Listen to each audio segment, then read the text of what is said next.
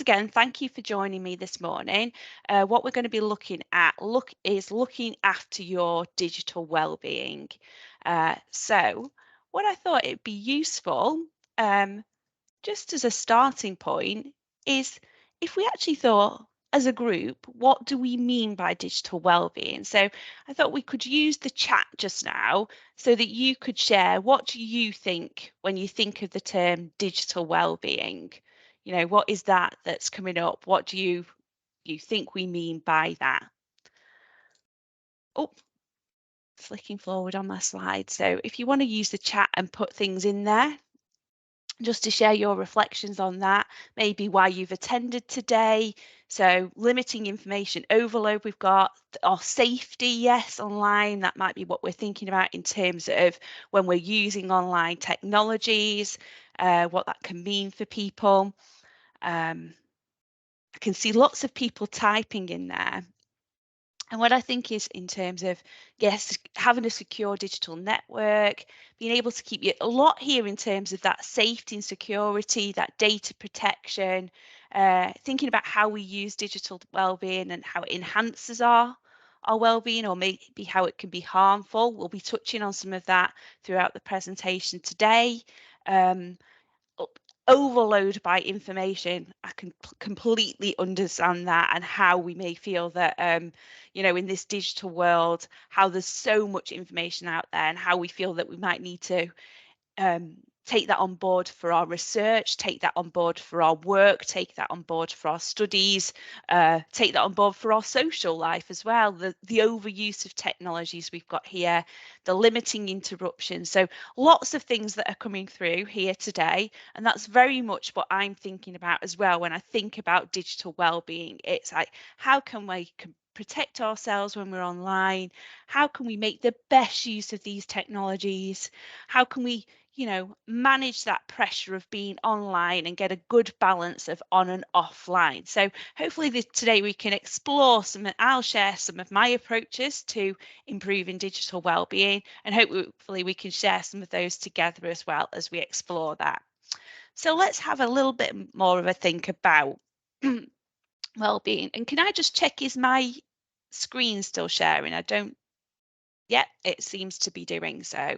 Hopefully you can see that. So I thought, first off, let's think about digital ubiquity. So one of the reasons we need to think about our digital well-being and how we manage our use of digital technologies is digital technologies have now become ubiquitous with everything that we do. We're looking at our smartphone pretty much all the time. It's with us. We can connect to everything online. We can connect to the office. We can connect to our friends. And with that, there's great benefits to this digital connectivity, but also it can feel like we're always online as well. We've always got to be on. We've always got to be engaged. And that can feel quite stressful at times. I know myself, I felt very stressed when I've had to be feeling like I'm at work all the time, feeling like I've got to engage. So let's have a look at this digital world that we're living in, and let's have a look at some of the stats of why we might feel sometimes a little overwhelmed with the information that's out there. So first off, let's think about how much time do you spend online? Now, when I look at these stats on my screen, I think that looks actually quite low. When I reflect on this, I bet if you were to think about how much time you spent online, when you think about your research, your studies, your work, I'm here, I come into work, I'm going to be sat at a computer. I think of it more as being screen time. Most of the time we're connected to technologies. But the stats that I've got up here are from the Ofcom Online Nation, which is a useful survey that tells us about our habits of what we're using on the internet and that kind of thing across the UK. So they say that we're spending about 4 hours online. And the most of the time that we're spending online is we're spending nearly 3 hours on our smartphones. So this isn't really accounting for the working day. This is accounting for what we're doing outside that working day. So on top of what we're doing through the day, the work, the research that you might be doing, we're spending an additional, 4 hours online. Actually, I've got a stat on the screen here that you can see. In Scotland, we're spending a little bit more time, 4 hours and 18 minutes up in this nation that we're online. And actually, if you're falling into one of the younger age categories here, so maybe you're 18 to 24, you're spending a bit more time than myself is spending online. I'm not going to reveal my age category to this group, but you can all have a think about where you're sitting in that, and does that actually resonate with you in terms of this? Another thing that we can look at when we're thinking about digital well-being and our habits is, what is it that we're doing when we're online? And I've just provided some stats here, and there's some quite concerning ones, I'd say, here, in terms of 62% of us are encountering harmful content in on a monthly basis. So we're engaging with some of the content. Not everyone on the internet is nice, as we know.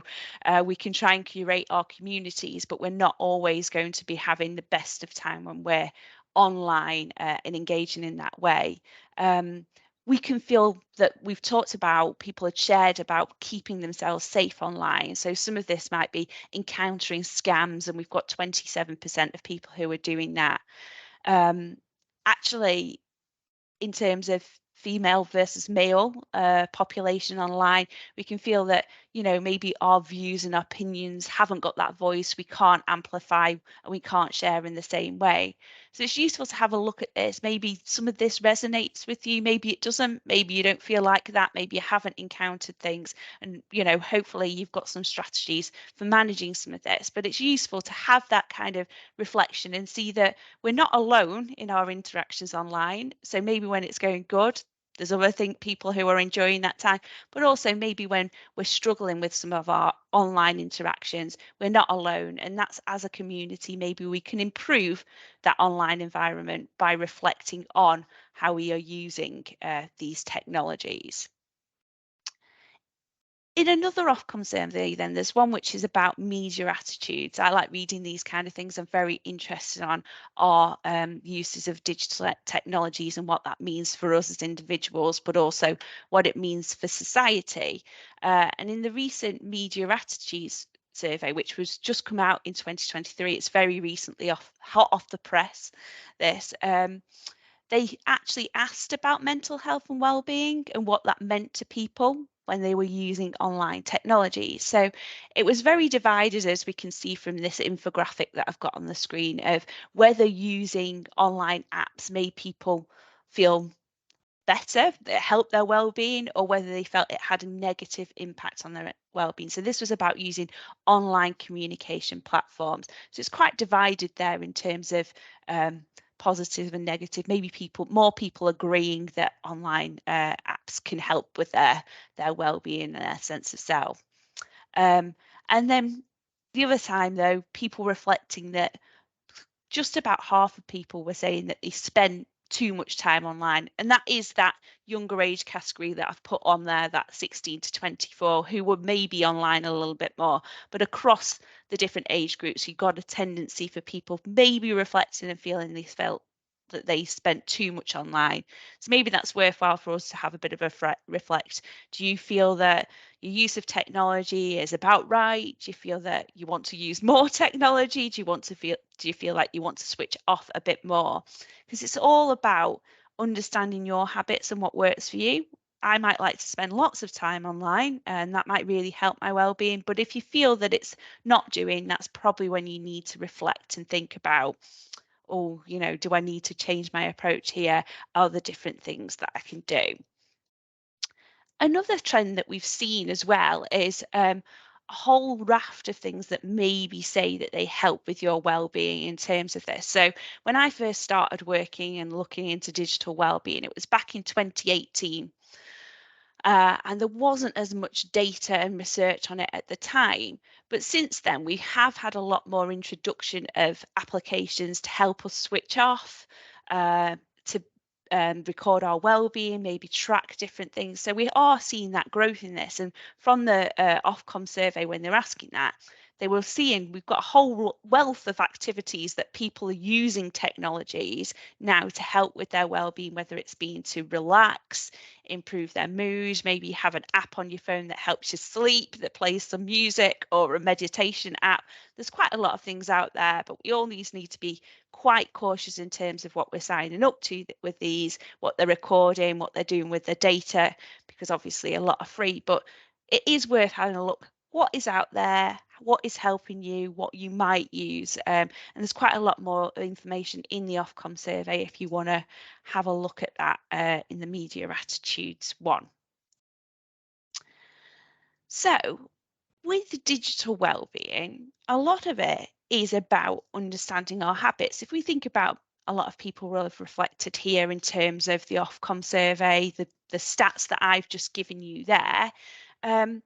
People were feeling that maybe some of the time they agree that it's helping their mental health with it, or maybe it's not helping theirs. And one of the most important things that we can do when we start thinking about how we can put in place strategies for improving our digital well-being is understanding what we're currently doing. So in the online course that I write in digital wellbeing, which I can't cram all of that into a 45-minute session today, one of the first activities we get people to do is to record what they're doing online, how much time they spend online, but also reflect on whether that had a positive or a negative impact on their well-being. So what I want us to do now is just do a little bit of an exercise on this, to reflect on this, to think about what's helping us and maybe what's not helping us with our online interaction. So I'm just going to come out of the presentation just now, and I've got a Jamboard here, and I'm just going to share the link in the chat so that you can all access this. Sorry, if I just copy that and paste that in there. So hopefully you can get access to this. So this should be shared so anyone can edit. So what I'd like us to do, you'll be anonymous, it's fine, you're not signed in, is just at the side here, there's this little sticky note here, and you can add something like, maybe for me, email. I have a problem with email, so I'm going to save that, and I'm going to put that. It's kind of negative here. I get overload of that. So if you want to add some of the things on there that you feel that when you're engaging, maybe it's with social media, maybe it's a particular platform that you like, whether that has a positive or a negative impact, you enjoy doing that, or, and I've got two lines here. So maybe the top line, we can think about our habits in terms of our working life or our research side of our work, our studies, and maybe some of that in the kind of personal, because sometimes it might be different. My email usage for personal, if I use that at the bottom line, may be different. Oh, thank you. Someone said it's view only. Thank you. That you should now be able to edit. You might need to just click up here to refresh your screen. So if you've got a little circle there, if you refresh it, you should have that access now. Apologies for that. I'm not tech savvy. So yeah, you can put on different sticky notes by doing this and adding them on here, and just click save and drag them about the screen to be able to add to that now. So I'll just give it a little bit so that people can put some stuff on there. Oh, social media. I'm not on any social media, so I can't have that on there. They do all overlap. So if you just drag yours, you will be able to kind of move them about. Sorry, I've just moved someone's there. I'm taking it that's probably a negative. Yeah. Sorry. So let's have a look at some of the things that are coming up here. Oh, Daily Wordle, I know that's very popular. Got some more social media things that we've got here. Looking at the news. Well, that could be maybe positive or negative.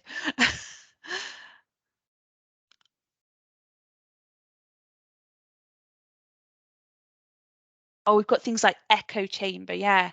So actually it can feel that maybe getting the same views. We've curated our social media so much that it can end up being an echo chamber that everyone's saying the same thing. And that can be maybe positive if it's reinforcing some of your opinions, but it can be very negative as well if there's lots of negative opinions there. And it is actually resulting in a very polarized online environment. There doesn't seem to be any middle ground, any grey now, does there? It's either this opinion, that opinion, and there's no kind of maybe meeting of that. So it does have quite an impact on our society and overall democracy, actually, some of that side of things. Yeah, someone's put something about LinkedIn in there. I always feel quite confused by LinkedIn. I think it's the one social media I'm on there, but I feel I need to share, but I'm not sure I'm using it in the right way. So that can be thing. Learning new skills, I think that's a kind of useful thing that we can do. Someone's put fitness and diet information. Actually, we can get a lot, it was saying in the initial thing about how we can get a lot of information. People were searching for fitness information, for health and well-being information online. We've got things like misinformation and dealing with notifications. Yeah.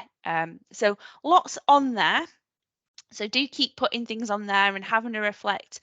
And I do recommend that maybe taking some time after this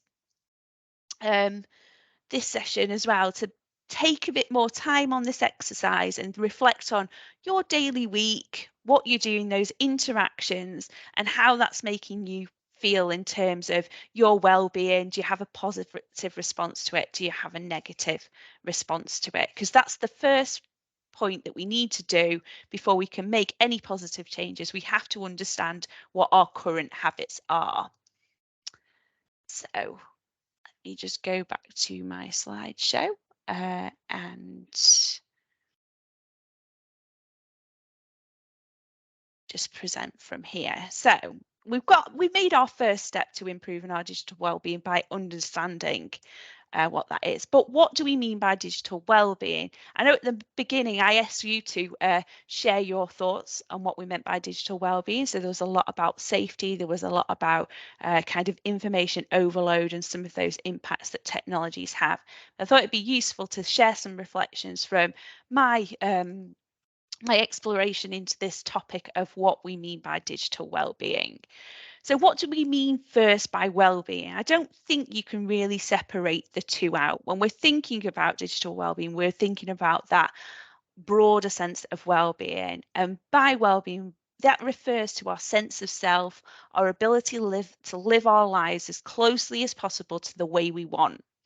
It encapsulates the ability to have positive relationships, promote healthy living, and feel life satisfaction. So, in the online course that I deliver, an academic from the University of York, Lena Giger, talks about what well-being means in terms of well-being and mental health.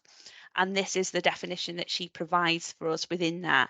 So it's not the kind of fleeting moments of happiness. If we look at Vanessa King's example as well, this is about overall life satisfaction. And a lot of my understanding of well-being comes from an area of psychology called positive psychology, which Martin Seligman writes a lot on, and it's a growing body of research. It's the study of happiness. I think that's a fantastic thing to think about. And in terms of that, they're looking at what makes life worth living, what makes us feel positive, what has a positive impact in our well-being. And Seligman, in his PERMA model, which I've got up here on the screen, talks about this in terms of positive emotion. So that's what we were just reflecting on in terms of when we feel, do we get a positive reaction to that use of digital technology? Do we get a negative reaction? How we engage with others, how we feel engaged in the activities that we're doing, the relationships that we might build. So we can think about these in terms of how they connect with our online interactions, because relationships we might be building there in terms of social media, how we're building our community, how we're interacting with people. The other thing that it covers then is meaning as well. Do we get a sense of purpose through engaging in that activity? Does it give us a sense of achievement as well as linked to that? Do we feel that we've succeeded by engaging with that activity? How this all works together to give us that real sense of self, that sense of happiness, that sense of achievement in our life. So it's a useful model to be thinking about if you do reflect on your habits, looking at those in terms of the engagement. Were you feeling engaged at that time? Were you feeling disengaged? Did you feel that that helped you build positive relationships with others? Did it give you a sense of meaning to the other activities that you're doing in your life, and how that works in that digital field? That's what we ask people to do, as I say, on the online course, and it can be a useful exercise for us to undertake to really understand our digital habits and what is improving our well-being. And I will say it is unique to you. So we can share our ideas about what helps with digital wellbeing, and we'll move on to that in the next part of the presentation. But don't feel pressured to do what others are doing, because I think that's one of the things that's caused me in my time the most amount of stress, is feeling like I said, I'm not on social media. There's been times that I felt that is going to be detrimental to my career, to being able to engage with the library community. But I made that decision for me because I felt I was already quite overwhelmed with the amount of information that came into my inbox. Having another channel that I needed to engage with wasn't going to work for me. Now, I'm not saying that you should do the same as me, because you need to build your networks, you need to work with people, you need to do those things that are going to work best for you. But do have that reflection and do feel that you can take some control over your use of digital technologies and that kind of thing. So, it is going to be unique what works in terms of helping your digital well-being, but do feel as well that you can take control as part of that, because we're all unique, we're all individual. So what's going to work is going to be different for each and every one of us. Just going back to the permanent model and that activities, I've just shared on this slide just a little bit more of those kind of indicators that you can look at if you are doing that reflection, if you are thinking about what works and what doesn't for you. So I can make sure that the slides are shared after this so that you can have a look at that and then maybe go through your positive, negative activity again to see, what you might do a bit more of, what you might do a bit less of, and that kind of thing. Because it's all about managing and dealing with our digital distractions, because I felt it was important within this presentation, and I talk a lot about it in the courses that I deliver, in going, some of this is not our fault. A lot of this is not our fault, in that digital technologies have been designed to keep you online. Famous quote from the CEO of Netflix back in 2016 was their biggest competitor was sleep.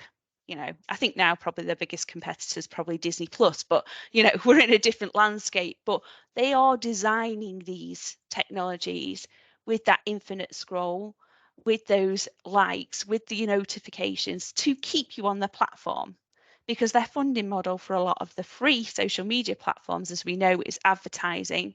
So you're going to view more advertising and click on more links the longer that you are on there. So they want to keep you on that platform.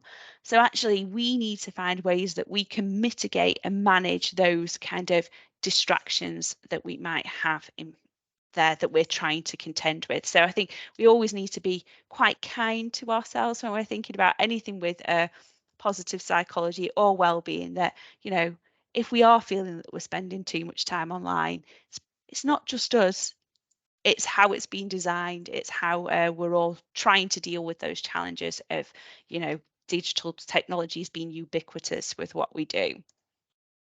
So we've talked a lot about some of the positives and negatives, what digital wellbeing is, but I did want us to actually think about some of those strategies that we might have in place for improving our digital wellbeing. I've mentioned that it's unique to us, so everyone's going to be different, but let's think about some of those strategies for improving. So I'm just going to share some of mine. So I did go through a phase where I had a really negative relationship with technologies, mainly with my working technologies, because that ability now, isn't it? The office isn't just here, the office is in your phone. So I wanted to, I needed to take some time to think about how I could improve that. Uh, I would be looking at my phone when I was out at gigs and answering emails. I was more present online than what I was present in the world. I wasn't really enjoying some of those fun activities because I was distracted by work. I had that digital distraction. So here's some of the things that I put in place, and some of these might help you. Some of them you might think, no, that's a terrible idea. So one of the first things that I did is I read a lot of books on my phone, but I also had alerts for my emails turned on. So they'd pop up in the evening when I was reading, and then it would cause me stress because I'd be like, I've got more work that I need to do. So I turned off my alerts. I don't have alerts on any of my apps now at all. And it's a lot cleverer now what you can do with technology in terms of you can set timings for alerts to be on, you can switch those in between. So if you don't want them at the weekend, but you want them in the day. So do have a look at that kind of thing. That really helped for me because it meant that I didn't get that stress trigger of something coming through.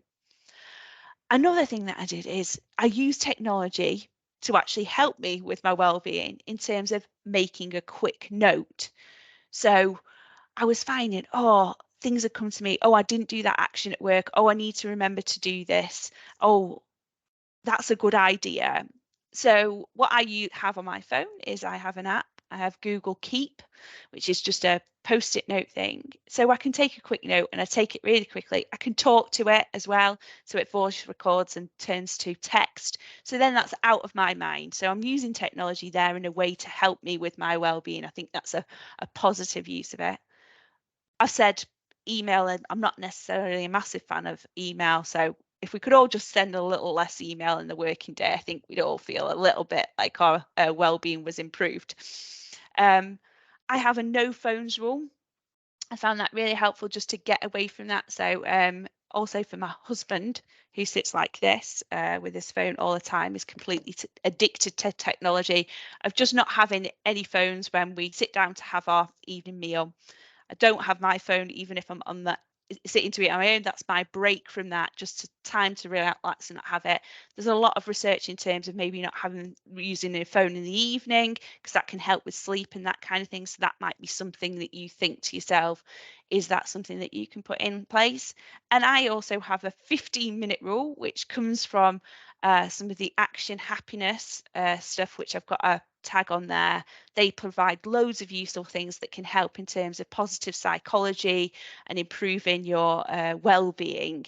But mine is, I have my 15-minute rule where every day I have 15 minutes where I just do something which completely cheers me up. And my thing is, I love dinosaurs. Any presentation that I do, I've either got a quote from Jurassic Park or some dinosaurs. Why have I got dinosaurs on the screen here? Well, my 15-minute rule is I have an app on my phone for Jurassic World. I've built my own Jurassic Park in there, and I like to spend my 15 minutes to chill out, relax. Actually, even though this is digital well-being, I use a digital technology at that time. It's not about switching off, just to have that escape.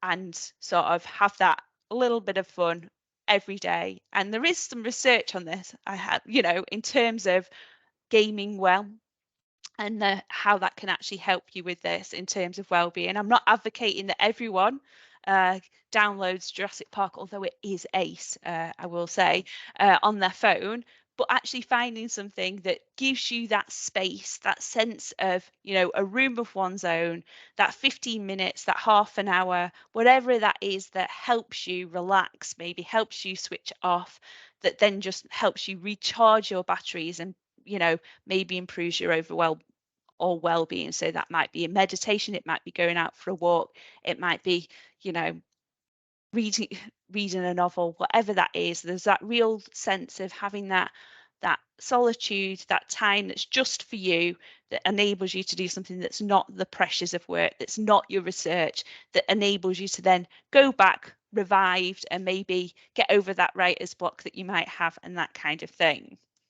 So I've shared mine. strategies for improving there. So I thought it'd be really useful as a community today if we shared some of our strategies for improving. What helps you in terms of like that sense of happiness, maybe online, or maybe it's taking that break that does that. So I'm going to go back to uh, back to our Jamboard then, and if I just click to the next screen, you can do this along the top. We can put in terms of what of our strategies for improving. So if you're happy to, once again, share a post-it note and save it on there, so that we've got that, because I have said it is unique to us in terms of that digital well-being, but I'm sure there's things that people will gain from sharing. Well, that works for me, that doesn't work for me, and that kind of thing, so that we can all improve as a community.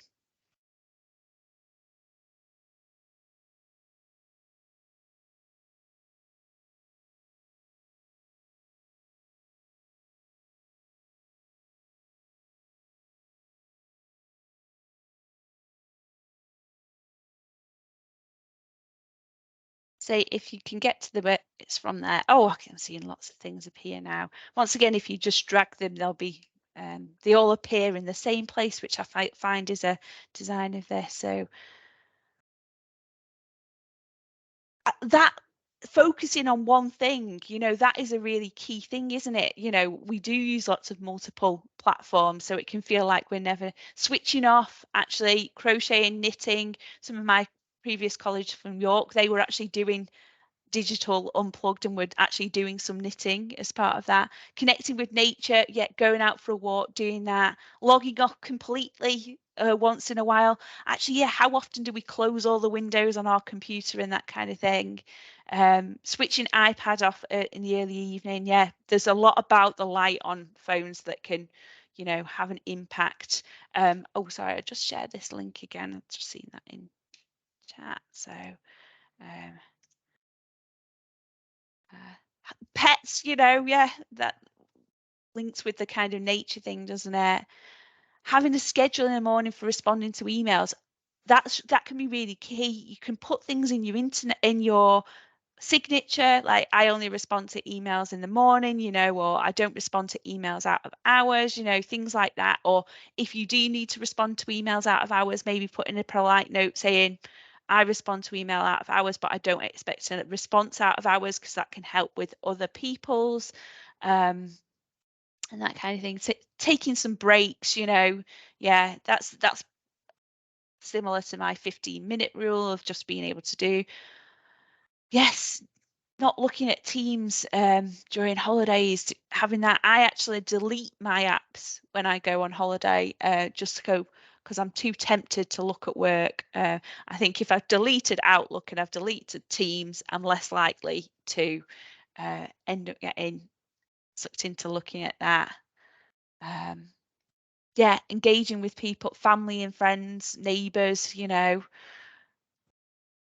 yeah, who not everyone is on social media. I think most of the recent reports show over, 96% of people are online, but that's not everyone, is it? So being able to exercise, being able to meet with people in different ways, going for a walk, lots of good ones here. So do add to that, and you've got that. Oh, I like that dancing, certainly. And I think maybe with lockdown, where we were really grateful of online technologies then, that we were able to connect, that enabled us to socialize. But actually, once again, maybe moving away from that, being able to do things, being able to meet friends is something that can really help with that kind of perma model and that sense of relationships, that sense of achievement that we might get, and that positive psychology. So thank you for sharing them there. They're there for you to have a look at, have a read, maybe take some ideas from that when you're reflecting on your positives and negatives of what were the things that are going to work for you. So just going to go back to my presentation then. So yeah, putting some strategies in place, trying things, reflecting once again on what works and what doesn't is really positive. Yeah, there's a lot in terms of it doesn't have to be a big change. You don't have to think I'm going to delete all my social media or I'm going to, not use my uh, I'm going to really reduce my time on my phone to just 30 minutes or something like that. Actually, there's a lot of research that says in terms of atomic habits, small changes can make a really big impact over time. So if you make a small change and you stick to that each day, maybe it's saying, I'm going to turn off my alerts and I'm not going to look at work email outside, or maybe it's, I am going to have 15 minutes, which is to myself, where I can do my mindfulness or where I can go out for a walk.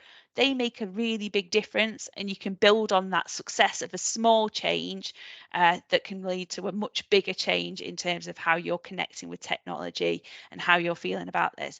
And don't put pressure on yourself to, as I say, it is individual. Do what works for you. It really is making those decisions, that what works, what feels right, what doesn't, what is helping and what isn't. Now, we're not on our own when we're online. So there's a lot of things that we need to take a collective responsibility. So I think it's also in terms of reflecting about our engagement online and with apps and that kind of side of things, we also need to think about, you know, how does our behavior affect others? I touched on this in terms of maybe reflecting if you send email outside of hours, maybe having a little note on there that says to people you don't expect others to respond.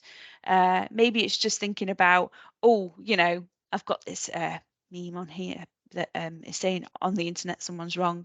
Maybe sometimes just taking a pause, not getting involved in that fight, switching that channel, just blocking that. Or maybe there is, at the beginning of the presentation, I said about harmful content that is on the internet. Maybe it's reporting that to the platform, taking that responsibility to say, no, actually, this should be removed. This shouldn't be there, because that's helping.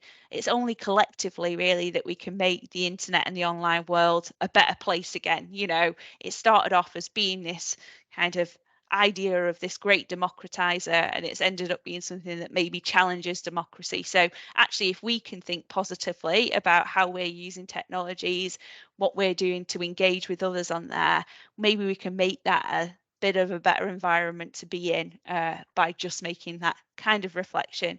And the way I like to think of it is, um, finding that common ground, having honest conversations, sharing with people what's working and what isn't working in a nice way, and maybe just taking a bit of Bill and Ted's ethos of, being excellent to each other when we are in the online world, and maybe being excellent to ourselves as well, which always means that you can have a little bit of fun along the way as part of that.